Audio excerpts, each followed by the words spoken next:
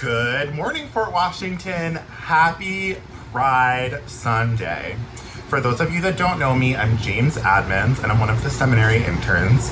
It's important that we as a church celebrate Pride Month, and I'm going to tell you why.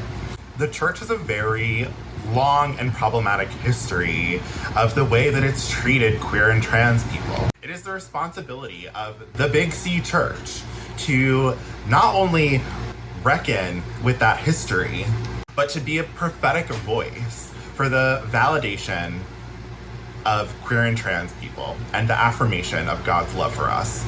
But I want to keep it on a lighter note because Pride is a celebration. So would you pray with me? God, let the words of my mouth and the meditations of all of our hearts be acceptable to you, our rock and our Redeemer. And please today, help me to teach others how to take this to this. Can I get an amen up in here? Amen. So, surprise, our sermon today is also a makeup tutorial because here at Fort Washington, we are what? Pushing the boundaries. We're gonna theologize the hell out of makeup. But first, let's put on some primer. It's kind of like baptism for your face because it smooths out all of your imperfections. And a lot of folks might think, hey, that's not right because you're covering up what God created. Well, for me, when I put on makeup, I feel like more of who I am. I feel like I am more of who God made me to be, which just happens to be a seminarian who is like staying in my friend's abandoned studio apartment while she's in New Hampshire. I don't put on makeup for other people. I put it on for myself. So I'm not adhering to other people's beauty standards. I'm doing this because this makes me feel good. So now that the primer is dry, we're gonna move on to our next step. And I'll give you a hint. God is our rock and our foundation. I don't really have much to theologize about foundation, but I'm thinking about these white people who like to say, I don't see color. So white people, don't gaslight folks by saying that you don't see color. Because yes, you do see color. The goal for us white people is not to be colorblind, which is a problematic ableist term to begin with, so we shouldn't even be saying that. But it's to recognize our preconceived notions of racialized groups, to be as anti-racist as possible. Okay, so up next is concealer, and I put it around my eyes as a primer for eyeshadow. And I also just wanted to say that none of these products are sponsored, okay? I'm not gonna say like what products I'm using. If you want to know what products I'm using, just go to Google and type in cheapest makeup products available on the internet. Up next, I do my brows. And it is a pandemic, so I have pandemic brows, and I'm fully aware of that. I gotta say, my brows are like in a pretty nice shape overall, even though they're like a little sparse on the edges. So we're just gonna fill in these brows like God fills your soul. And if you don't have a brow pencil, just remember that even with spotty brows, you are whole and valid, and God loves you just as you are. Okay, so let's talk about the scripture. We're in Genesis 1, and God creates the heavens and the earth, separates the night from day, and the waters from the land, and creates the fish of the sea and the birds of the air. Creation here is presented as a binary, right? Night and day, land and sea, like bird and fish, and man and woman. Okay, so now we're gonna move into the eyeshadow, and it may have looked kind of complicated when I did the reveal in the beginning, but I swear it's pretty easy because you're just putting some colors on your eyes and then blending them together. It's kind of like one of those things when, like, even if it like looks pretty messy close up, it's gonna look really good from far away. In the original pride flag, yellow represented sunshine. But we know that night and day is not how nature works. Not just night and day.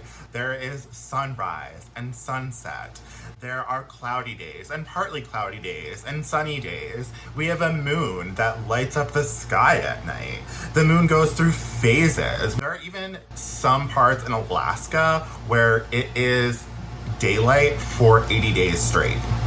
But we can take it even further than that, because God also made the land and the sea, but God also made beaches and estuaries and coral reefs. God made cliffs and caves and deserts.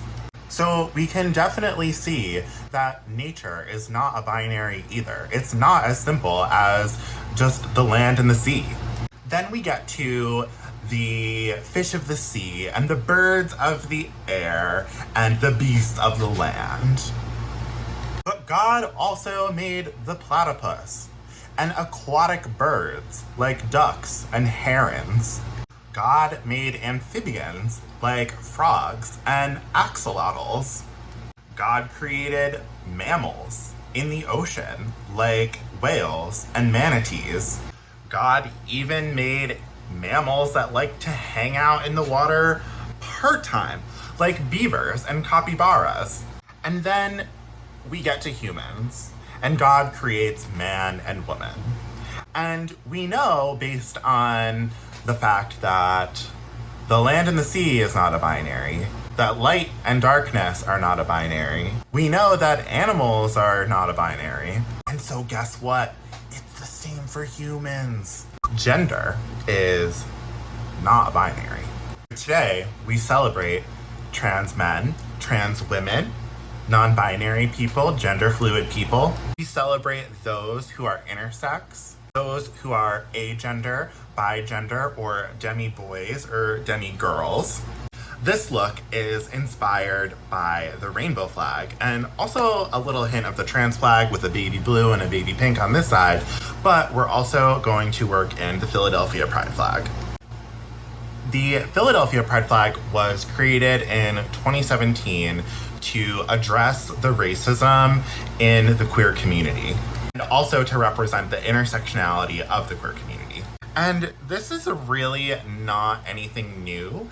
In 1973, Sylvia Rivera, who was a Latina transgender woman and drag queen, decided that she was going to go to a gay rights rally and take the mic after they told her that she couldn't speak, and she stood on a stage in Washington Square Park and was booed by the entire crowd, and then condemned all of the cis white middle and upper class people who had just like completely forgotten about trans people, about people of color. Sylvia Rivera ended up becoming known as the mother of the queer liberation movement in New York City. The queer community is really indebted to people like Marsha P. Johnson, a black transgender woman and drag queen, and Stormy DeLarvery, who was a butch mixed race lesbian, who were both there at Stonewall, that started the rebellion that led to the modern day queer liberation movement in the United States. On a not so light note, I also want to remember Alexa Luciano, who was a trans woman in Puerto Rico. She was also homeless, and after going into a woman's restroom at a McDonald's, she was found dead 12 hours later. It's really important that we gather in solidarity and support for our trans siblings, especially our trans siblings of color and black trans women who are at the forefront of the queer liberation movement and who are also at the forefront of the Black Lives Matter and the George Floyd protests. So we're kind of at a point right now where a lot of people would put on some eyeliner. I'm really not a big fan of eyeliner, but I am a fan of lashes. Remember that we're just accentuating what God has already created, right? With false lashes or with mascara if you have some. And even though these lashes are false, but other things are false too, such as the gender binary. Becoming more of who we are on the outside because of how we feel on the inside, or what I like to call co-creation with God. lashes just like really transform a look. Like, I was not sure if I was gonna have to redo this sermon. If you really want to brighten up your face, put some glitter in your corners. Okay, so now we're gonna move on to some bronzer. And like, the theory behind bronzer is that like you add it to your face to add depth. So I was thinking, like, it is a pandemic and there has been time to like dive deep into ourselves. And I'm just sort of wondering, like, what is it that y'all have found? For me, I found makeup, okay? I live for this. This was like one of the first looks that I did was a rainbow look. You know, is it for fun or is it my gender identity? I don't know.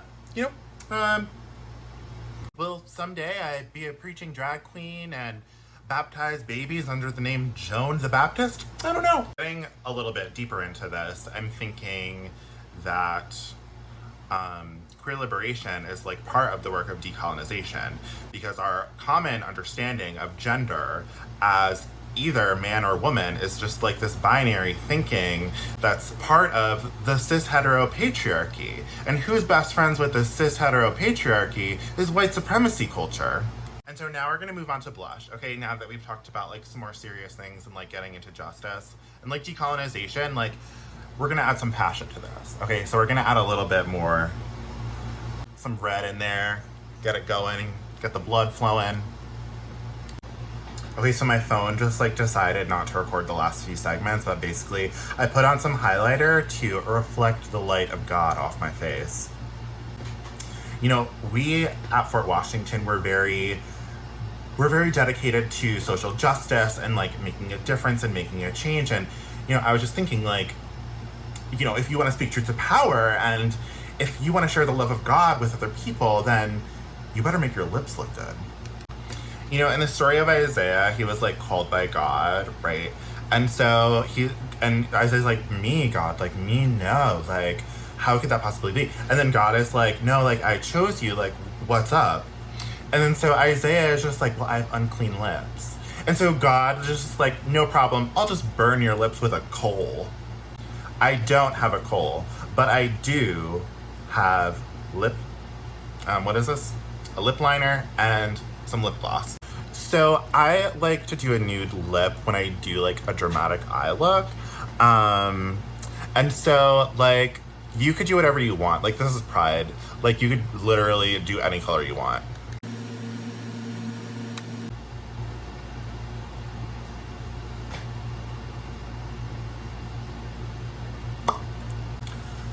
Okay, so like, pro makeup tip, do your makeup in a shirt that you don't really care about. If I did my makeup in this shirt, there would be no white stripes. And now, to complete the look. I don't know why I'm so dramatic. If you are a queer or trans person, the one takeaway that I really hope that you take from this is that you are created in the image of God. This is what the image of God looks like. This is what co-creation with God looks like. Putting on makeup, putting on a rainbow shirt, and putting on a freaking crown, okay? And saying that like I'm the reflection of God, that I am reflected in God's image, and that I am here, and that I am out, and that I am proud. And that I hope you are too. And even if you're not, that's okay. You are still created in the image of God. And straight people too. Happy Pride, y'all. Amen.